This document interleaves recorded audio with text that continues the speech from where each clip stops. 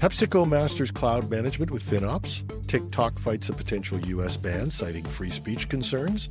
Instagram enhances teen privacy with sweeping changes. Intel halts what's approximately $45 billion factory in Germany.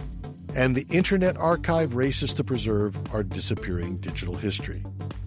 Welcome to #Trending. I'm your host, Jim Love. Let's get into it.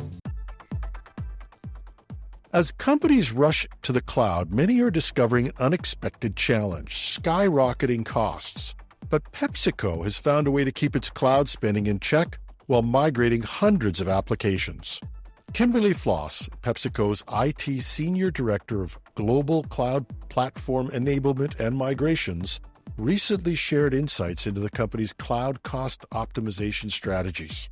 For several years, PepsiCo has been moving about 100 apps to the cloud annually, making cost management a critical part of their migration plan.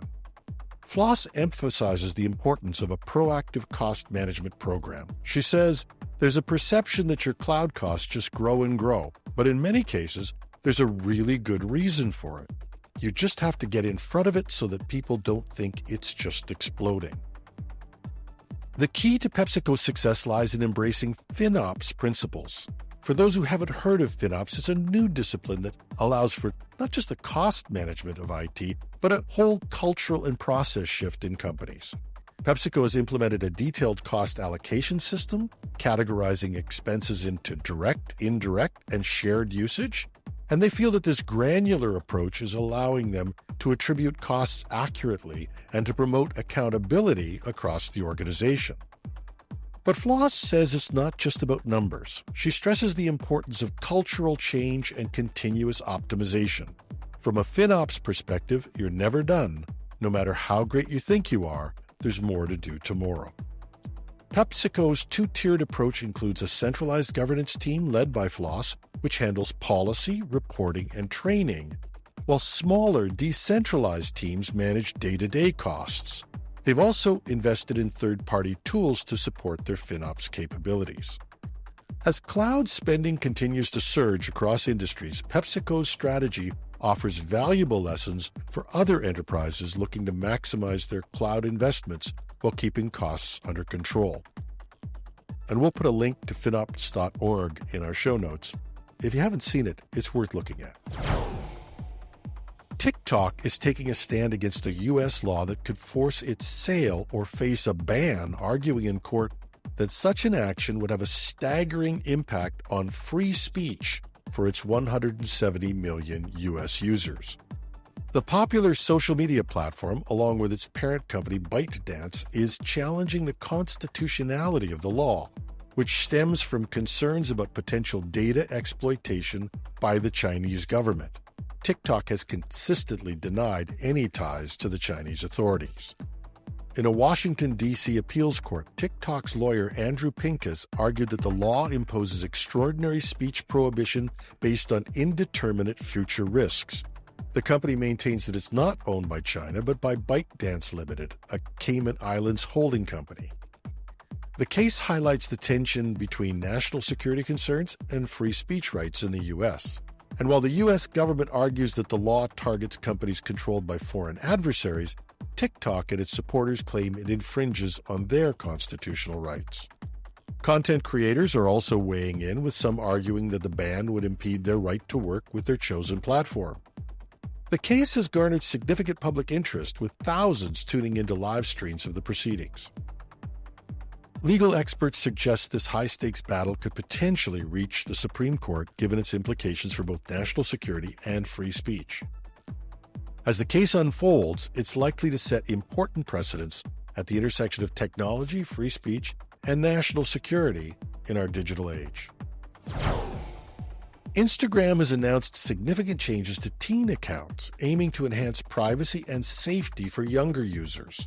These changes will impact over 100 million accounts worldwide, reflecting the platform's response to regulatory pressure and its claims of a commitment to user trust. Adam Mosseri, Instagram's head, emphasized that this move is a business decision aimed at earning trust from parents. So the new measures are going to include automatic protective settings for teen accounts, limiting contact and content visibility, age verification requirements, which will include using government IDs and facial scans, stricter messaging and content settings for users 18 and under, enhanced parental controls, including visibility into teens' messaging activity, encouraging breaks and sleep mode to manage screen time. Notably, the changes distinguish between older teens who are over 16 and younger teens 16 and under, with the younger ones requiring parental permission for less restrictive settings. While these measures aim to create a safer environment for young users, challenges remain. Instagram acknowledges the potential for teens to circumvent age restrictions and is exploring AI solutions to address the issue. This overhaul represents a significant step in balancing user engagement with safety concerns, potentially reshaping how teens interact with social media platforms. In a significant setback for Europe's technology ambitions, Intel has announced a delay in its plans for a $45 billion U.S. microchip facility in Magdeburg, Germany. This decision comes despite substantial state subsidies and marks a major shift in the region's semiconductor strategy. Intel is postponing construction of the Magdeburg facility by about 2 years, along with delaying a facility in Poland. The move is part of a broader overhaul at Intel aimed at reversing a share price decline and addressing concerns about the company's competitiveness in the cutting-edge chip manufacturing business. The delay has sparked a debate within Germany's coalition government about the allocation of the proposed about $11 billion US in subsidies. But Intel's not abandoning Europe totally. Intel has emphasized that its facility in Ireland will remain our leading European hub for the foreseeable future. But the development is a setback to Europe's efforts to reduce dependence on Asian semiconductor manufacturers and highlights the challenges faced by traditional chip giants in a rapidly evolving tech landscape. As the global semiconductor industry continues to shift, the impact of Intel's decision on Europe's tech sovereignty and the broader chip manufacturing ecosystem remains to be seen. In an age where our lives are lived increasingly in a digital space, we're facing a critical challenge: the disappearance of our online history. Recent research shows that 25% of web pages from the last decade have already vanished. Enter the Internet Archive, a nonprofit organization leading the charge to preserve our digital heritage. The Internet Archive has collected 866 billion web pages, 44 million books, and 10.6 million videos, becoming a crucial resource for preserving online content. Other organizations like the U.S. Library of Congress and the U.K. Web Archive contribute to the preservation efforts, but their scope is limited compared to the Internet Archive's broad approach.